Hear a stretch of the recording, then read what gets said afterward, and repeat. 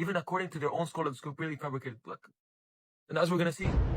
Shia sources, we look at Kitab Sulaym bin Qays Hilali, volume 1, page 150 onward. Alright, this Taqvi Ali worshipper, he's mentally disabled. I'm surprised he can read, given that he's shown these sources in our books that are completely unrelated to the topic. Anyways, here we're going to see the book mentioned, which primarily narrates the story, which is the book of Sulaym ibn Qays. Al-Qays, one of the greatest scholars of the Ali worshipper, says that the book itself to Sulaym ibn Qays is weak. There's no authenticity in the whole book, due to a few reasons he lists. One of the main ones is Abu Sumayna or Ibn Ali al-Sarafi, and he says, and he is weak and a liar.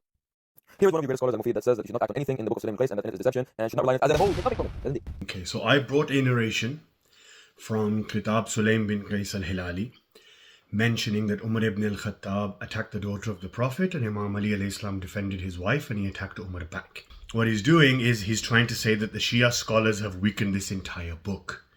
See, that's not how Ilm al-Daraya works. Okay, if you don't know something, don't speak about it. And this is the same brother that thought that Ibn Abil Hadid was a Shia, and he thought that his name was Ibn Abil Haddad. Right, so he even got his name wrong.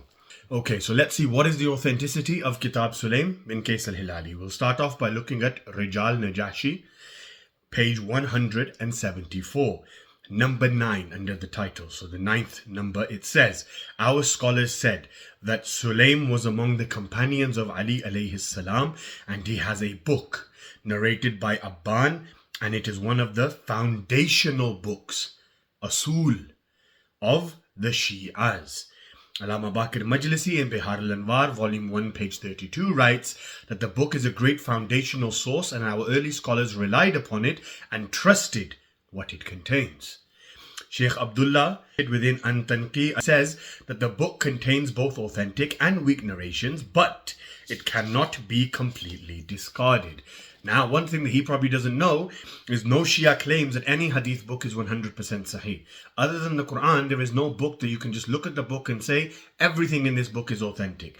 Okay, and that applies across to all of our hadith. So whether it's Al-Kafi, whether it's Bihar, whether it's Man La Ya'dhirul Faqih, whether it's Al-Istibsad, doesn't matter.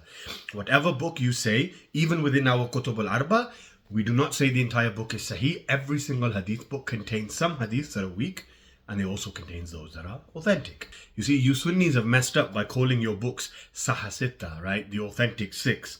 Or even saying Sahihain, meaning Bukhari and Muslim, by deeming that the entire book is correct and authentic, and then when you find something in there that lies and insults the Prophet or goes against the religion of Islam, you don't know what to do. So you start weakening the Quran in order to defend your hadith. We don't do that, right? So here, as you can see, Ayat al-Mar'am, Chapter 54, it says, this is a well-known and reliable book, meaning Kitab Sulaym, which the author quoted in their books, meaning other authors, and Sulaym is a follower of Ali alayhi salam, and he met the Imam. Imam Ali alayhi salam says, he read this book to me. So the book was recited to Imam Ali. And Abban mentioned that he read this book to Ali ibn al-Hussein, our 4th Imam.